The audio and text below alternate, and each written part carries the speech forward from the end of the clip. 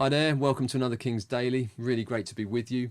We are currently in Acts chapter 17 and looking at the continuation of Paul and his team as they go from town to town and cities to tell people about Jesus, to establish these local communities of Jesus followers, local churches, and see the gospel spread that way. And we pick up in Acts 17, we're going to read a few verses. It says this: Now when they travelled through Amphipolis and Apollonia, they came to Thessalonica, where there was a synagogue of the Jews.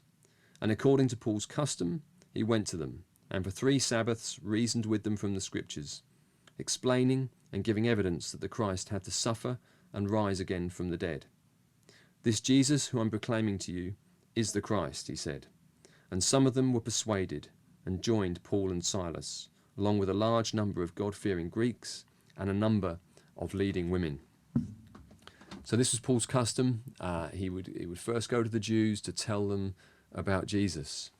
And as you read through the book of Acts, the gospel spread through this communication of the gospel. But it wasn't just through the leaders, as it were, like the Apostle Paul, but through everyday men and women like you and me. And all of us, if you know the Bible, we're all called to share our faith. If you're a follower of Jesus, to talk to other people about Jesus, and we get to do that. We get to share this great news. But I also understand that that's not always easy. How do I go about it? How do I talk to someone? And we can easily freeze up, or maybe back off, or think, well, maybe that's for the select few. I'll live a good life, I'll do some good works, but actually telling people about Jesus, talking to people about Jesus, it might scare the life out of us.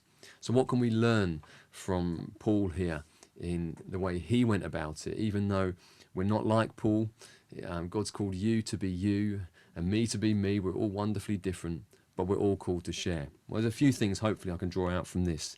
4 words that Luke uses to describe the way Paul went about it. And the first one is this: reasoning. It means to converse with. It means to have kind of a two-way dialogue, it's not go and preach at people, but talk with people, have a conversation with people, ask questions about maybe what they believe, as well as they might be asking questions about what you believe. Paul reasoned from the Scriptures. It might be that we can point someone to a gospel, give them a gospel to read, and say, hey, how about meeting up and talking about what you've read about Jesus there? We can kind of do what Paul was doing here in reasoning from the Scriptures. Verse 3, it says that he explained. There was an explaining of what he said. To explain means to open up something to someone's understanding that was previously closed.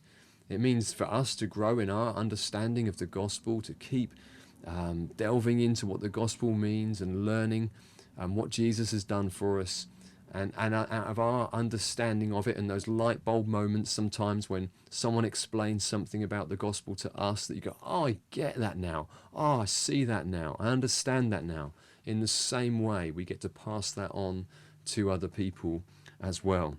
And again, if you think, oh, I don't feel very good at that, well, we can point other people to others who are good and are gifted at that. Maybe a YouTube clip or a preacher, whatever it might be. We can point other people who can explain things in a language and in a form and in a way that we think our friends might understand. And then verse 3 goes on and says, and proving that the Christ had to suffer and rise from the dead.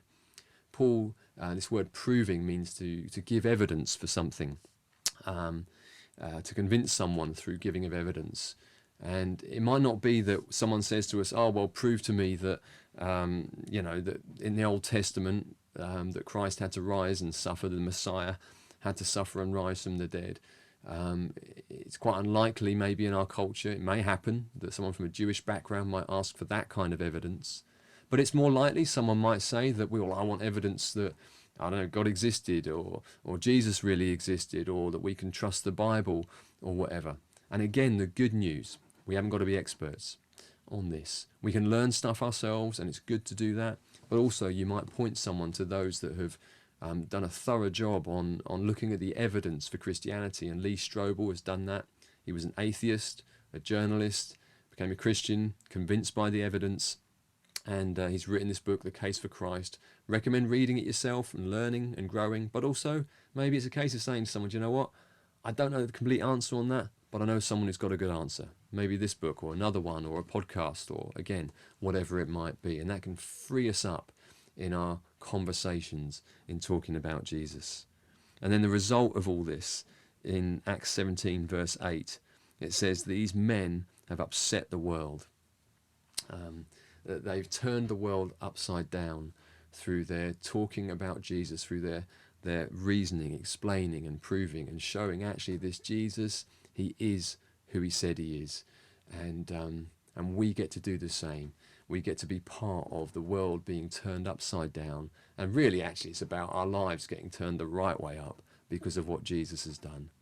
So I hope that's been helpful as we seek to maybe tell other people about Jesus as well. Cheers. Good to be with you. Bye.